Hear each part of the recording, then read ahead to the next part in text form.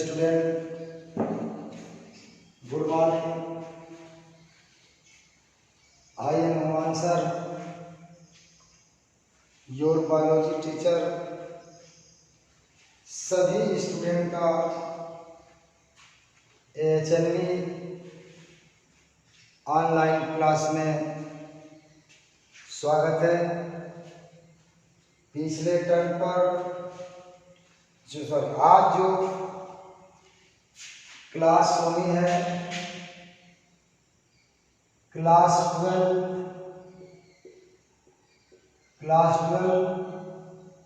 की बायोलॉजी की online class होगी, जिसका टॉपिक है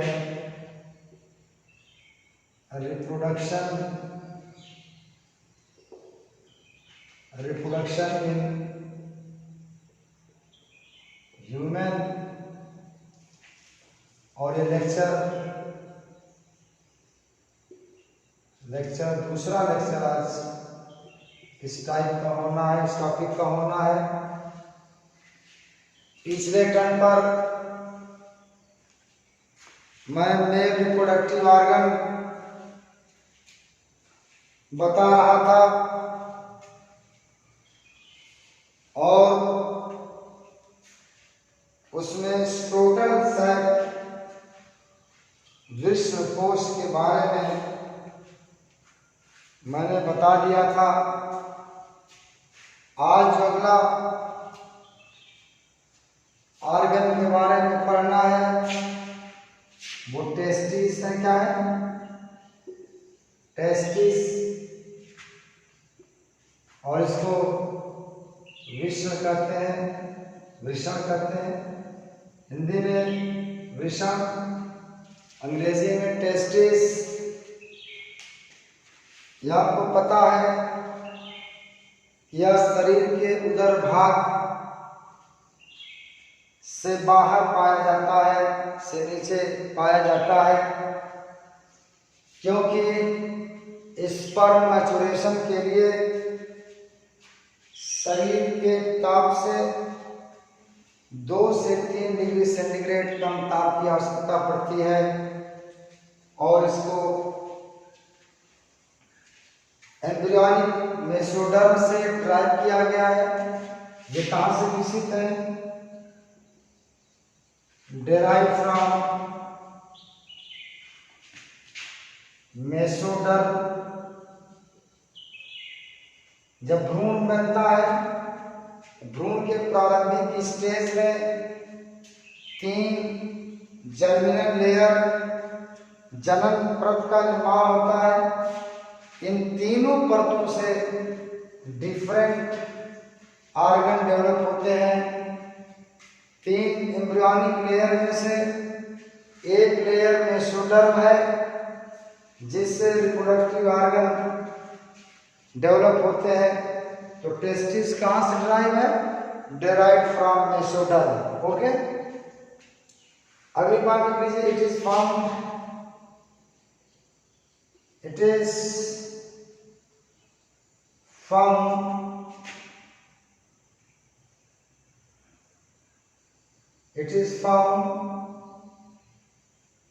in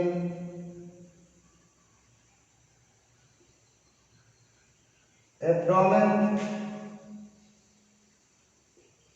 region of body which is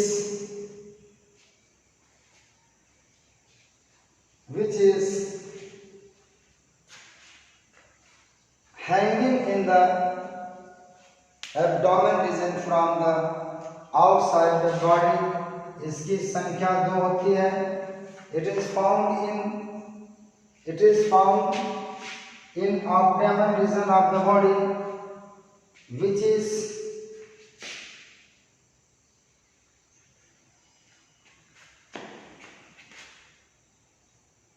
come out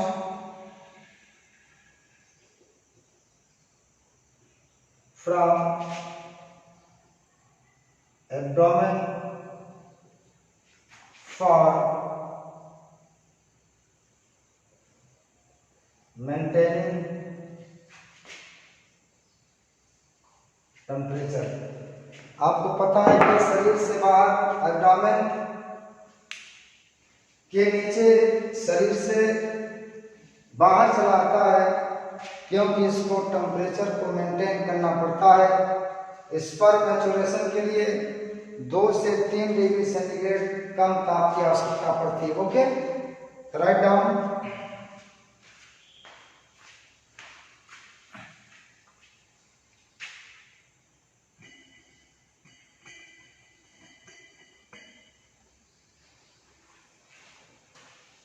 okay, आइए, इसकी संख्या 2 होती है।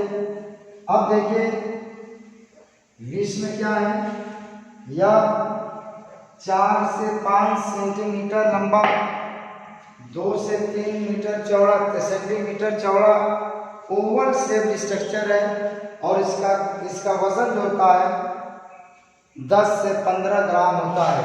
क्या होता है? It is 4 to 5 centimetre long and 2 to 3 centimetre broad, चौड़ा,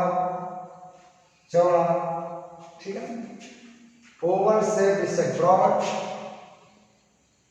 ओवल अंडाकार, ओवल शेप स्ट्रक्चर। ओके, अगली बात में आइए। It is 10 to 15 gram in weight, या 10 से 15 ग्राम इसका वजन होता है। पूरा टेस्टिस एक परत द्वारा घिरा होता है, उसे टेस्टिकुलर कैप्सूल कहते हैं। लिखिए इसमें, testis is surrounded by a covering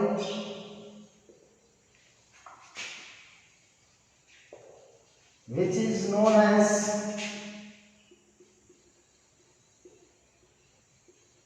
is known as testicular capsule। Testicular capsule इसको कहा जाता है। यह पूरा टेस्टिस एक कवरिंग द्वारा, एक परत द्वारा घिरा होता है, जिसे टेस्टिकुलर कैप्सूल कहा जाता है। टेस्टिकुलर कैप्सूल में 2 परतें होती हैं। आउटर परत जो होती है उसको ट्यूनिका वैजिनरिस कहते हैं, और उसके नीचे वाले जो परत होती है उसको ट्यूनिका अल्बर्जीनिया कहते हैं। क्या कहते हैं? ट्यूनिका अल्बर्जीनिया कहा जाता है। ओके, रफ कर दो। देखिए,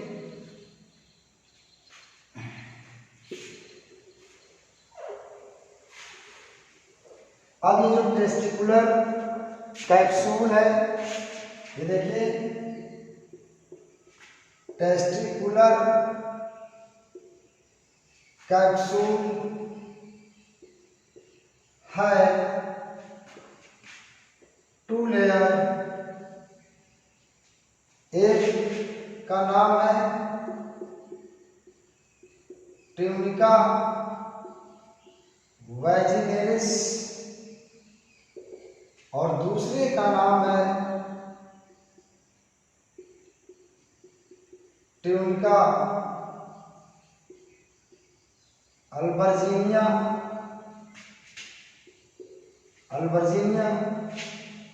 ये आउटर होती है, ये बाहर की तरफ पाई जाती है, और ये इनर होती है। क्या होती है? और ये इनकम्प्लीट होती है। आउटर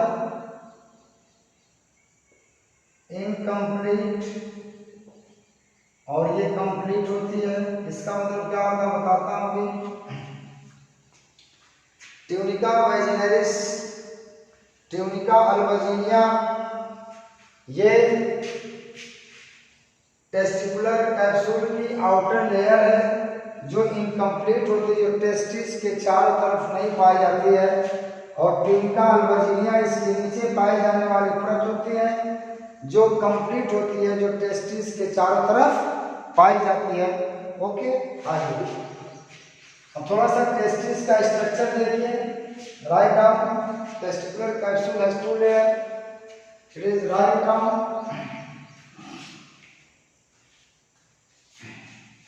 राइट डाउन लिख लिया। अब देखिए इसका थोड़ा सा स्ट्रक्चर आप कैप्सूल में देख लीजिए। टेस्टिस का, ये टेस्टिस आपकी है, ये देखिए आपकी एक लेयर ये है और दूसरी लेयर आपकी ये है, देखिए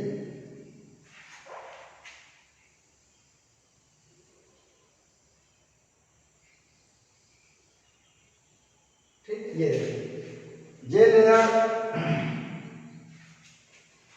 आपके ट्यूनिका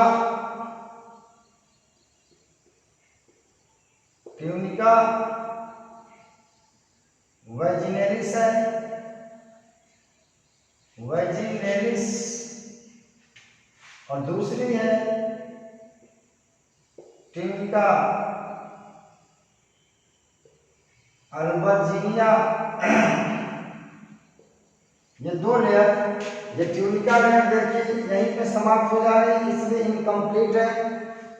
और ट्यूनिका जो अल्बर्जिनिया है, ये चारों पूरे टेस्टिस पर क्या होती है, ये इस तरह से फैली होती है। ये क्या संरचना मैं आगे बताऊंगा अभी। ओके, ठीक है, आइए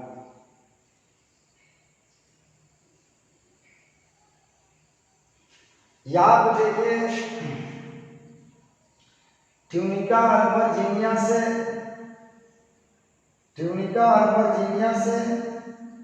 क्या होते हैं, धागे निकले होते हैं जो टेस्टिस को क्या करता है, कई भागों में, पिंडकों में बांट देता है।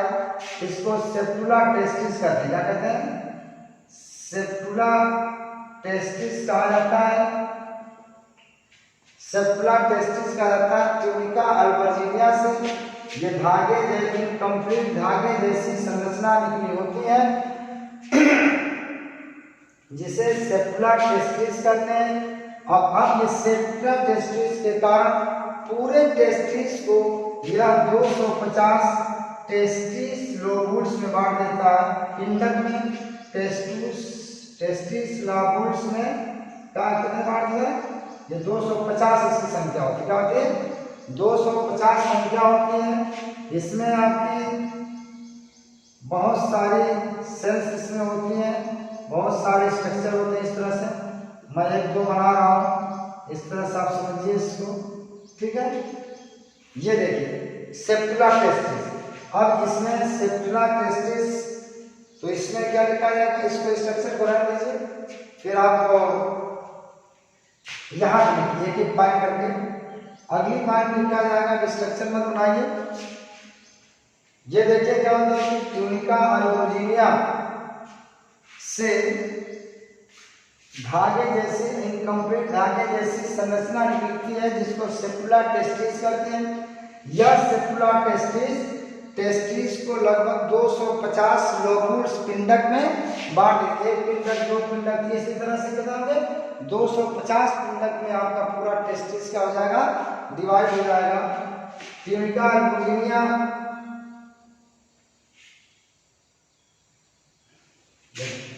सेप्टुला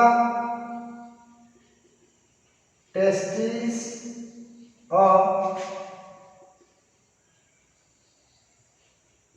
incomplete thread-like structure which is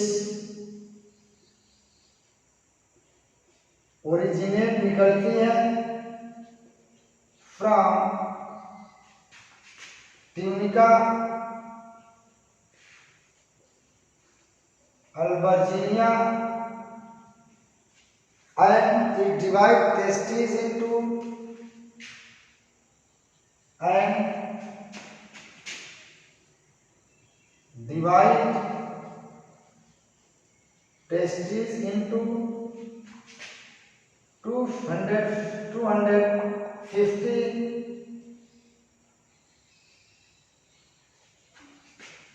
testes lobules। ठीक है, लिखिए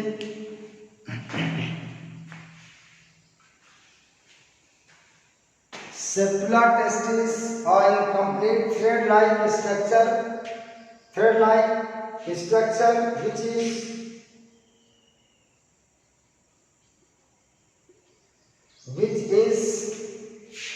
originate from ट्यूनिका और वर्जीनिया से ये धागे जैसी संरचना निकली होती है जो इनकम्प्लीट होती है, जो पूरे टेस्टिस को 250 पिंडक या हिंदी में अंग्रेजी में कहते हैं टेस्टिस लोबुल्स में क्या कर देती है, इसको बांट देती है। ठीक है ना,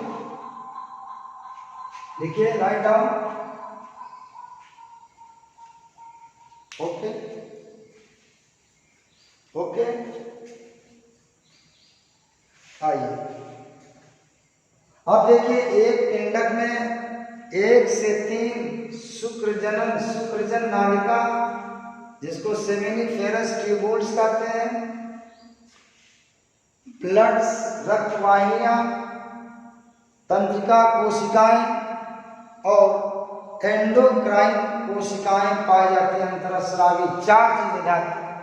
4 चीजें इस पिंडक में पाई जाएंगी। एक तो सेमिनिफेरस ट्यूबुल्स जिसको शुक्रजन क्या कहते हैं, शुक्रजन कोशिका कहते हैं। दूसरी थ्रेड लाइक ये आपका रक्तवाहिनियां, तंत्रिका कोशिकाएं और क्या पाती अंतःस्रावी कोशिकाएं, अंतराली कोशिका चाहे उसको इंटरस्टेशियल सेल या सेल्स ऑफ फ्लूइड कहा जाता है। ओके, इतनी संरचना है।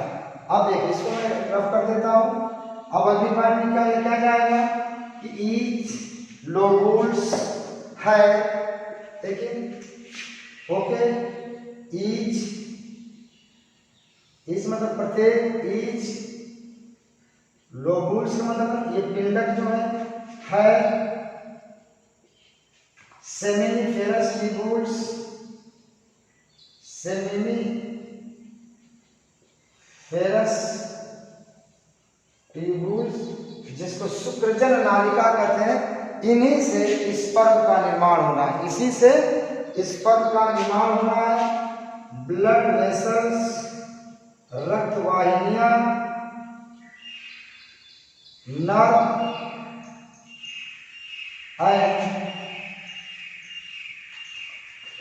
एंडोक्राइन्स, इंटरस्टिशियल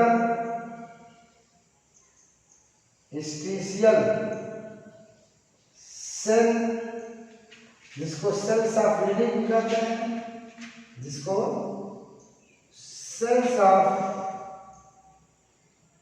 लिडिक, जिसे सेल्स ऑफ लिडिक भी कहते हैं, सेल्स ऑफ लिडिक भी कहते हैं। ठीक है, ईच लोबुल्स है 1 से 3 सेमिनिफेरस ट्यूबुल, शुक्रजन नालिका। इन्हीं शुक्रजन नालिका सेमिनिफेरस ट्यूबुल से आगे चल करके नर अंडाणु स्पर्म का निर्माण होगा।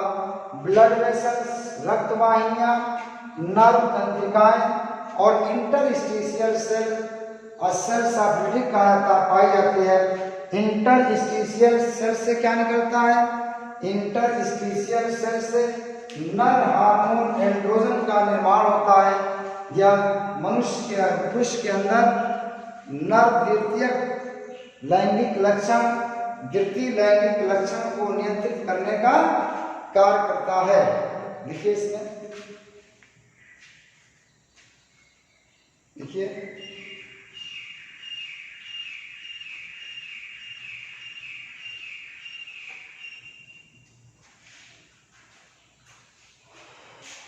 हो गया। अब देखिए यहां लिखा जाएगा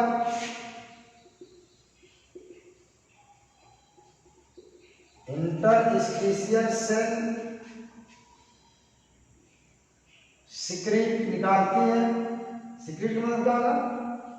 सिक्रीट और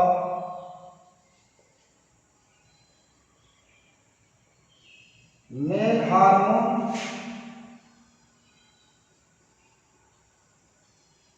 androgen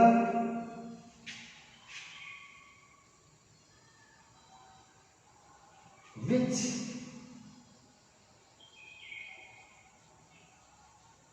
take part in development of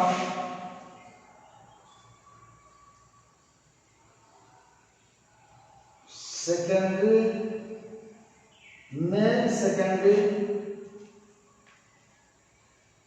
sex character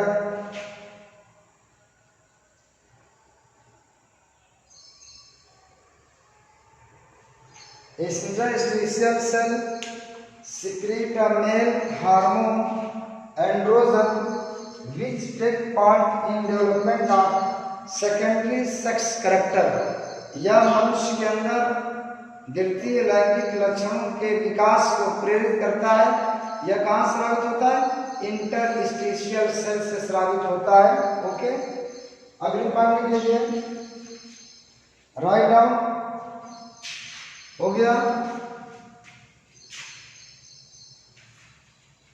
write down.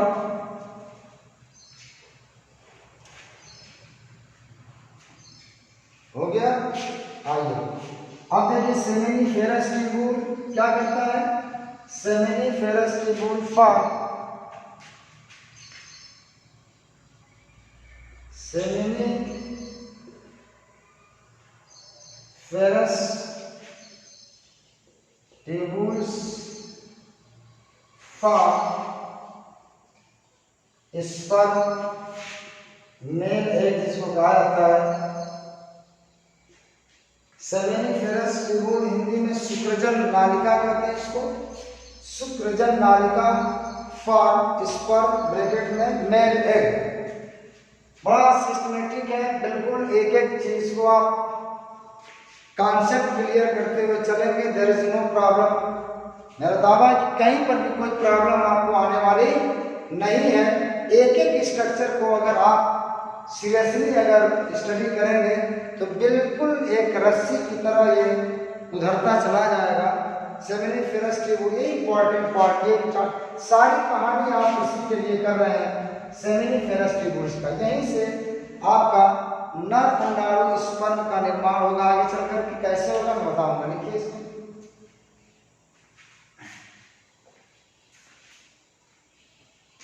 हो गया। अब देखिए, अब यह निकाल लीजिए सेमिनिफेरस ट्यूबुल शुक्रजन नालिका, सेमिनिफेरस ट्यूबुल शुक्रजन नालिका, सेमिनिफेरस ट्यूबुल सेमिनिफेरस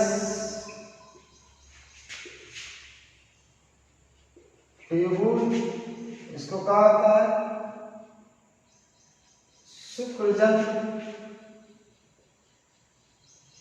शुक्रजन नालिका हिंदी में कहा जाता है। शुक्रजन नालिका के चारों तरफ कनेक्टिव टिश्यू की एक परत पाई जाती है जिसको ट्यूनिका परपोरिया कहते हैं। देखिए, इट है कवरिंग, इट है covering,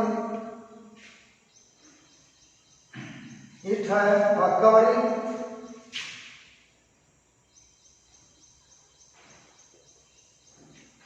which is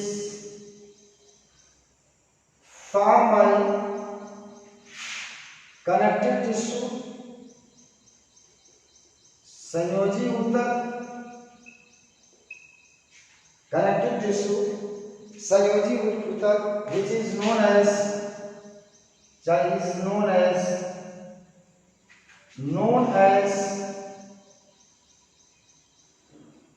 tunica propria, tunica propria यानी सेमिनिफेरस ट्यूबुल के चारों तरफ एक संयोजी ऊतक की परत पाई जाती है जिसको ट्यूनिका पर्पोरिया कहते हैं। ठीक है ना। अब ट्यूनिका पर्पोरिया के बाहर, ट्यूनिका पर्पोरिया के नीचे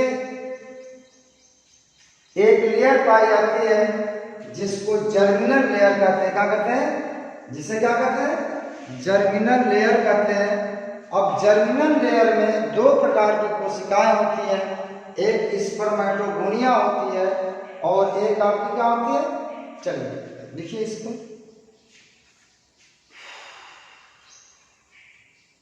tunica पर्पोरिया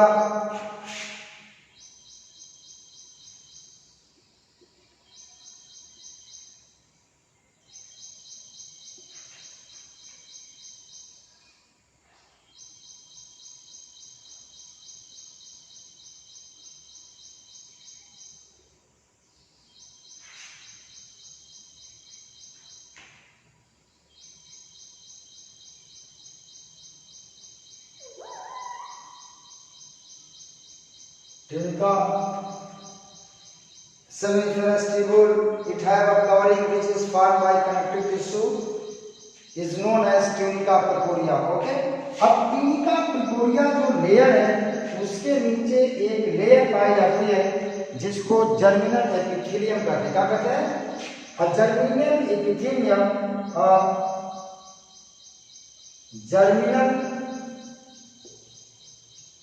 epithelium, germinal epithelium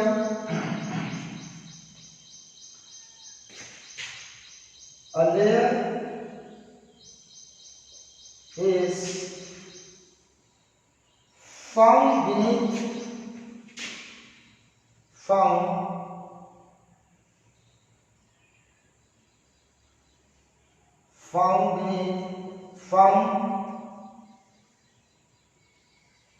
lower to tunica purpurea. Germinal epithelium, a layer is found lower to tunica purpurea. tunica purpurea के नीचे एक जो है आपकी जर्मिनल एपिथेलियम पाई जाएगी। लिखिए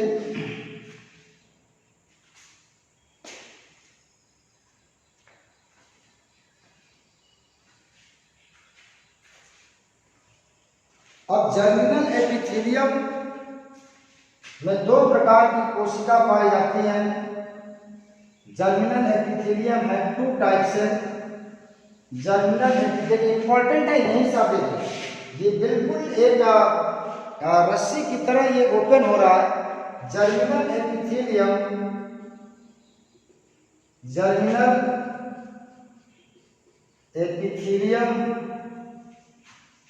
है two type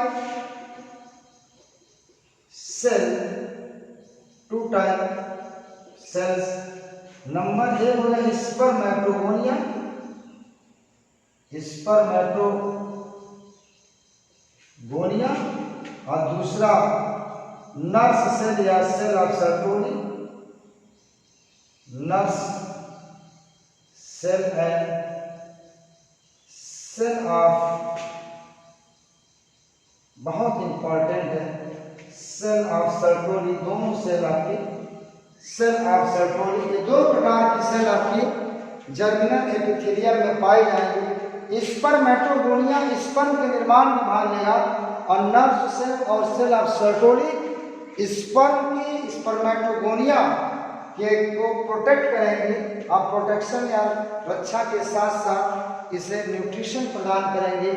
nerve cell and cell of Sertoli और Sertoli, it is two cell very important cell. इन्हीं से आगे चल करके स्पर्मेटोगोनिया से स्पर्म बनना है। ये आपका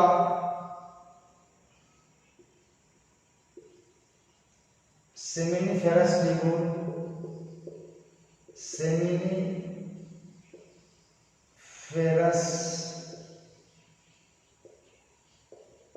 ट्यूबुल्स, सेमिनिफेरस टेबुल, रेटी, टेस्टिस, वासा डिफरेंशिया, वासा डिफरेंशिया, वासा डिफरेंशिया, ये आपका डक्ट ऑफ एपिडार्मिस, डक्ट ऑफ एपिडार्मिस, ये है वासा डिफरेंस, वासा डिफरेंस। ये इतना थोड़ा सा नर्व सेल के बारे में। नर्व सेल, अभी स्पर्मेटोगोनिया के बारे में बताऊंगा। तो नर्व सेल का काम क्या होता है? It is less in number and long in shape. It is less in number and long in shape, which provide protection and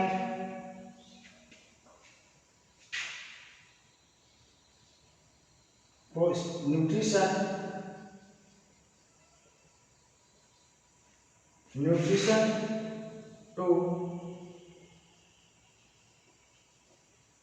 developing spermatogonia,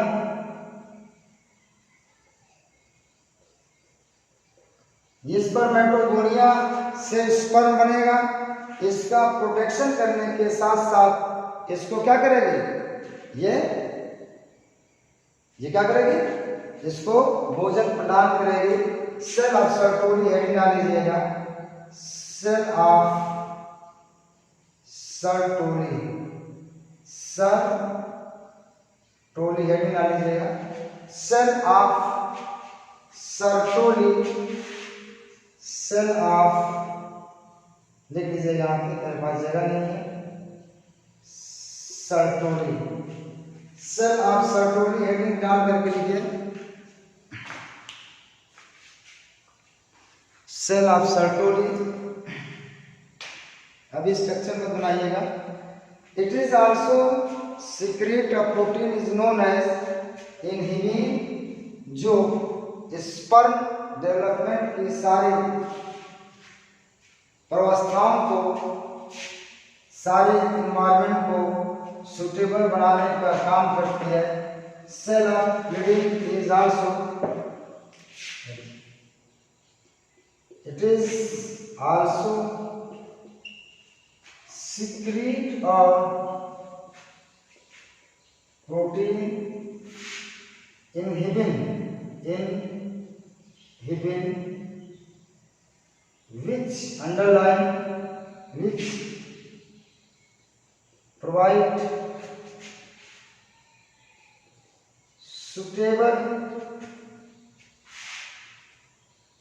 suitable environment to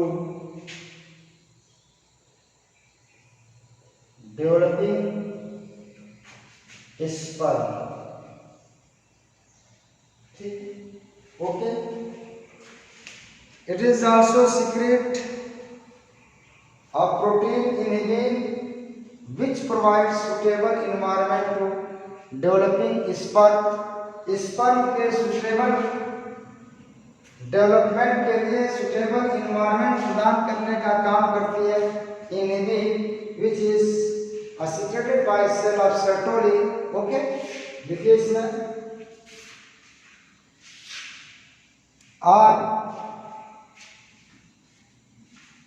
थोड़ा सा आज मेरी तबीयत पूरी तरह से फ्रेश नहीं है। किसी तरह से आपके बीच में क्लास में दे रहा हूं। तो उतना जोश आज मेरे पास क्लास में नहीं है, इसके लिए आपसे माफ़ी चाहता हूँ, सॉरी करता हूँ। लेकिन बिल्कुल आपको स्पष्ट कॉन्सेप्ट मैं आपको दूंगा। कहीं पर भी कोई कंफ्यूजन आपके पढ़ाई में नहीं आएगा। बिल्कुल एक एक चीज़ को का कॉन्सेप्ट क्लियर करते हुए आपको एक अच्छा क्लास देने का भरपूर प्रयास करूंगा। मुझसे जितना भी हो सकता है वो मैं पूरा देने का प्रयास करूंगा। ये बात बिल्कुल सही है कि मुझको काफ़ी मेहनत करना पड़ता है, क्योंकि आपको इस लॉकडाउन में मैं सोचा कि कुछ बायोलॉजी की क्लासेस भी आपको अपने माध्यम से दे दूं। इसके लिए मुझे बहुत मेहनत करना पड़ता है। इसलिए आपसे भी मेरा गुजारिश है कि आप भी उसी लगन से आप इन सारी चीज़ों को तैयार रखें। जितनी लगन और निष्ठा के साथ मैं इन क्लासों को देने का प्रयास कर रहा हूँ, उसके लिए अथक प्रयास, मेहनत, लगन, सारी चीज़ें मैं पूरी ताकत के साथ झोंक रहा हूँ ताकि आपको कहीं से कोई नुकसान न हो। ओके, आइए, ये आपका सेल ऑफ सर्टोनी के बारे में रहा। स्पर्मेटोगोनिया, आइए स्पर्मेटोगोनिया हेडिंग डाल लीजिए। स्पर्मेटोगोनिया, स्पर्मेटोगोनिया के अंदर क्या होगा, ये आगे चल करके डिवाइड होकर के 3 टाइप की सेल बनाते हैं। Spermatogonia undergo many division and form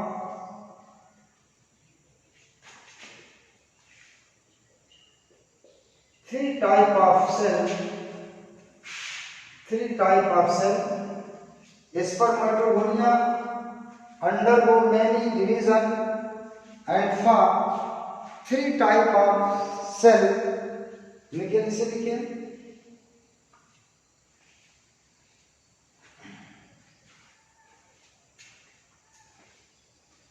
okay, हो गया। अब देखिए ये 3 टाइप ऑफ सेल कौन कौन सी है। ये आप पहला लीजिए, प्राइमरी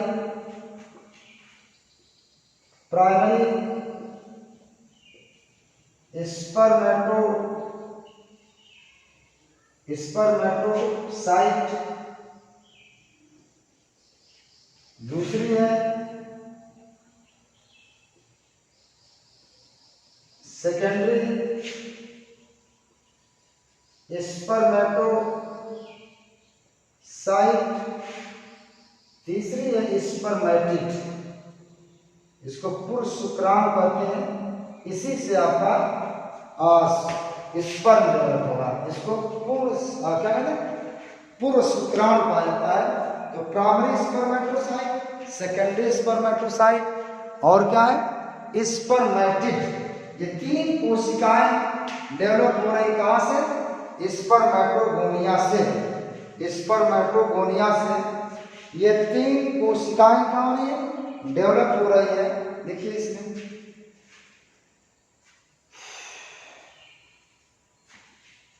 अब स्पर्मेटिड जो होता है टेललेस स्पर्म है, इसमें टेल नहीं होती है। यह सेल्स ऑफ सर्टोनी के अंदर गर्भ पाई जाती है, उसमें जाना जाता है, वहां पे मैच्योर होकर के स्पर्म में कन्वर्ट होता है। क्या होता है, स्पर्म में कन्वर्ट होता है। ध्यान रखिएगा, सर ये स्पर्मेटिड का है, ये टेललेस स्पर्म है। पूंछ स्पर्म में, शुक्राणु में नहीं जब होता तो उसको स्पर्मिड कहते हैं।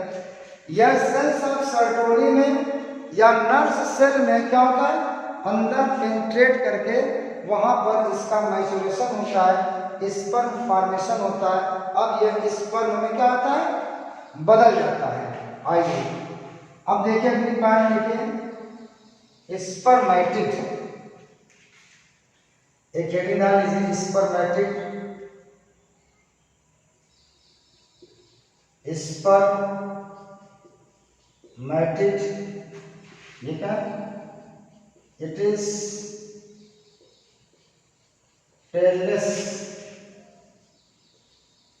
sperm which is penetrate into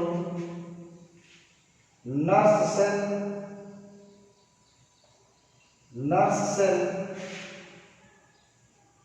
and change into tail sperm, tail sperm यानी पूंछ युक्त स्पर्म में कन्वर्ट हो जाता है। It is tailless sperm which is penetrate into nerve cell and change into tailed sperm. ये स्पर्मेटिड जो होते हैं ये पेनिट्रेट कर जाते हैं और किसमें, नर्व सेल में, और वहां पे इनका डेवलपमेंट होता है, मैच्योरेशन होता है और टेल्ड स्पर्म में क्या होते हैं, कन्वर्ट हो जाते हैं। ओके, अच्छा ये स्ट्रक्चर आप बनाइए, ये स्ट्रक्चर आप बनाइए। देखिए ये आपका टेस्टिस है, ट्यूनिका वैजाइनालिस इसकी बाहरी परत, ट्यूनिका अल्बर्जिनिया उसके अंदर वाली, ट्यूनिका अल्बर्जिनिया से इनकम्प्लीट क्या होते हैं, धागे जैसी संरचना निकलती है जिसको सेपुला टेस्टिस कहते हैं। या पूरे टेस्टिस को लगभग 250 टेस्टिस लोबुल्स में बांट देता है। एक लोबुल्स में 1 से 3 सुप्रजन कोशिकाएं सेमिनिफेरस ट्यूबुल, ये आपकी ब्लड वेसल्स, नर्व और एक अंतराली कोशिका इंटरस्टिशियल सेल जिसे सेल्स ऑफ फ्लूइड भी कहा जाता है, ये पाई जाती है। ठीक है, ये बन गया है, ये सारी स्ट्रक्चर इसमें इस तरह से रहेगा। ये स्ट्रक्चर आपका सब इस तरह से आपका इसमें रहेगा। तो इसमें टाइम टेकिंग है, तो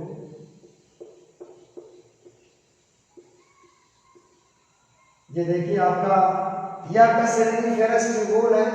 सेमिनिफेरस ट्यूबुल आगे एक नालिकाकार संरचना होती है।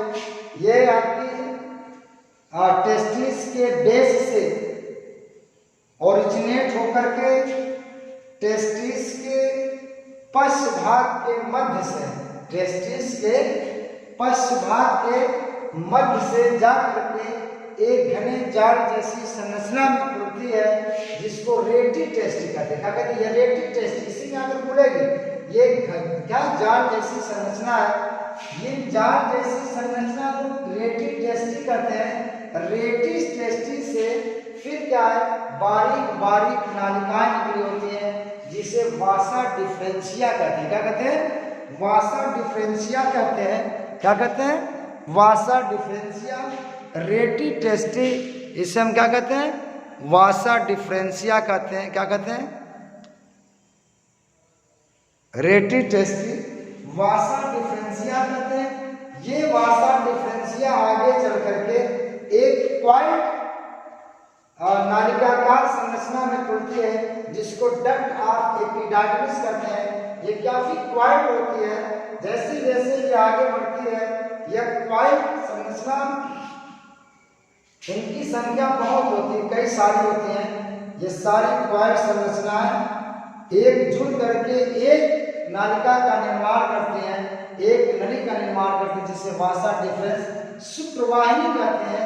यही शुक्राणुओं को आपको आगे ले आकर के सेमानियम वेसिकल में पहुंचाने का कार्य करता है। ओके, देखिए इसमें इसको बना लीजिए, इसको बना लीजिए, इसको बना लीजिए।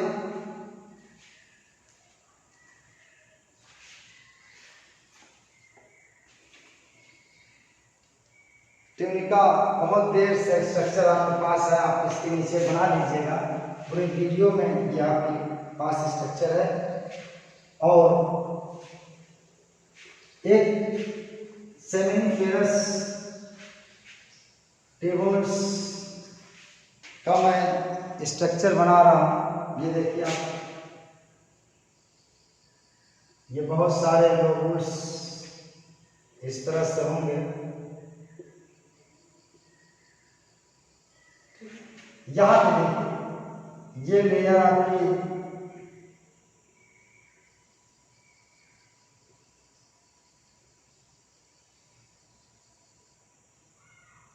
ये आपका सेल ऑफ सर्टोरी है। ये क्या सेल ऑफ सर्टोरी बड़ी है, इनकी संख्या कम होती है। इस तरह से देखिए ये एक सेमिनिफेरस ट्यूबुल्स सुप्रजन नालिका का आप स्ट्रक्चर कट करके आप देख रहे हैं। इस तरह से देखिए, ठीक है। यहाँ पे देखिए दूसरी लेयर मैं एक ही बना रहा हूँ, ऐसे ही सब होगी, उसमें टाइम टेकिंग हो जाएगा, ठीक है। एक और लेयर ये, ओके, ठीक है। यहाँ पे अब यहाँ पे कुछ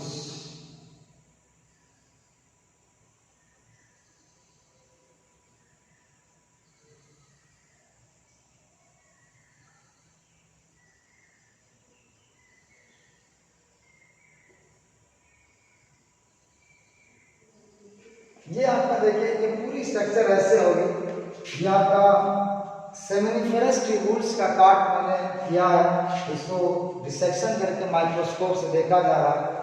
ये लेयर जो आपकी है स्पर्मेटोगोनिया है, स्पर्मेटोगोनिया है, स्पर्मेटोगोनिया है और ये प्राइमरी स्पर्मेटोसाइट है। इसके नीचे वाली लेयर प्राइमरी स्पर्मेटोसाइट। ये आपका इसके बाद वाली लेयर सेकेंडरी स्पर्मेटोसाइट है। इसके बाद ये स्पर्मेटिड है, क्या है स्पर्मेटिड, इसमें टेल नहीं है। और ये आपका स्पर्म है, ठीक है। ये आपका है सेल्स ऑफ सर्टोरी है, ठीक है। बना लीजिए इसका स्ट्रक्चर। इसी तरह से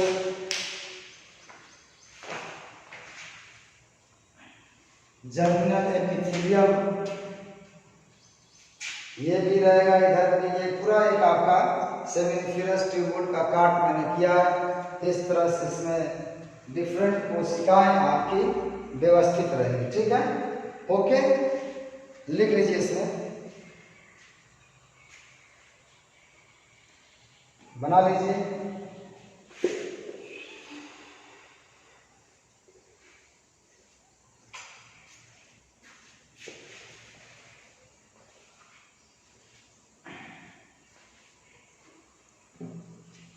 हो गया, आइए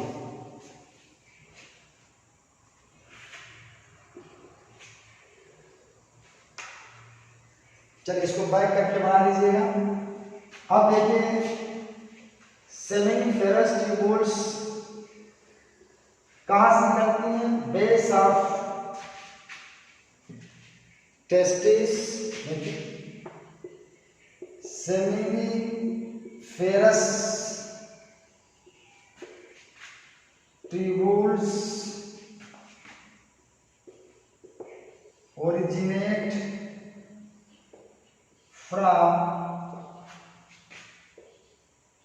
base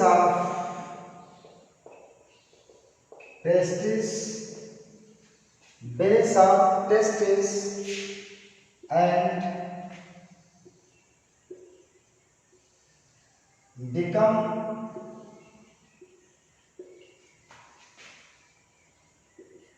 coiled and long,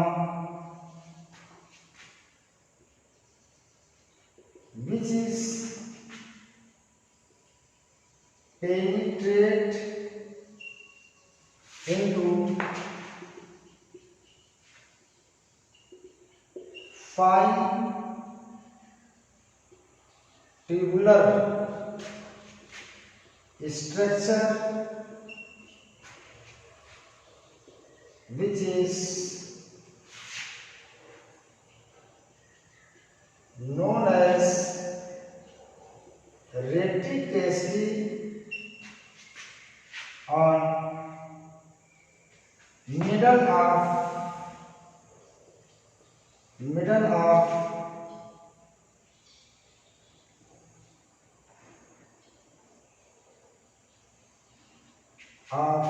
back part of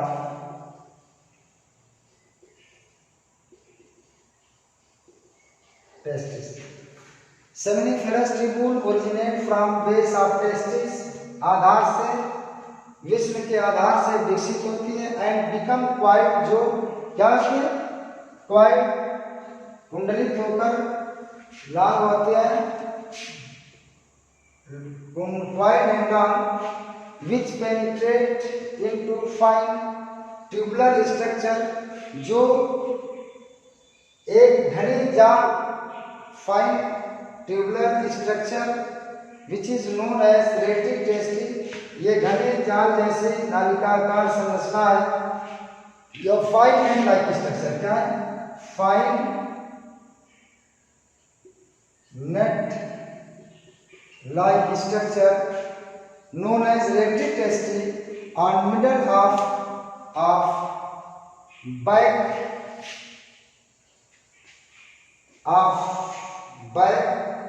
part of testis के पश्च भाग के मध्य में क्या करती है, या जो सेमिनिफेरस ट्यूबुल है, या क्या होती है, फाइन स्ट्रक्चर या फाइन नेट लाइक स्ट्रक्चर रेटिकुलस में जाकर के क्या होती है, खुलती है, या घना जाल जैसी संरचना है।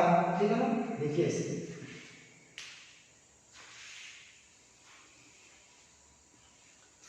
तो ये क्लास काफी अब लंबा हो चुका है, तो मैं अब यहीं पर क्लास को वाइंड अप करता हूँ।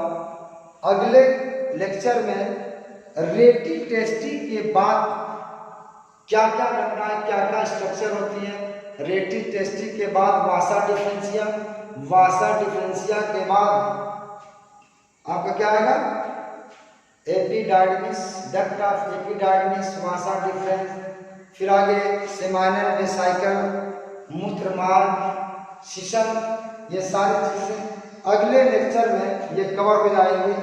तो इतना मैंने बताया है, इन सभी को आप बहुत ध्यानपूर्वक और बहुत इंटरेस्ट के साथ आप इसको पढ़ें और एक एक चीज का मतलब समझें, क्योंकि क्वेश्चन यहीं से आते हैं, अंदर घुस करके नीट वगैरह से अंदर से क्वेश्चन पूछे जाते हैं। अगर आपका अध्ययन अगर आपकी स्टडी डीपली नहीं है तो आप नीट वगैरह के क्वेश्चन आप नहीं कर पाएंगे। तो आज की ऑनलाइन वीडियो क्लास के लिए बस इतना ही। अब आगे मैं नेक्स्ट वीडियो को जो रिलीज करूंगा, remaining part male reproductive organ का मैं बताऊंगा।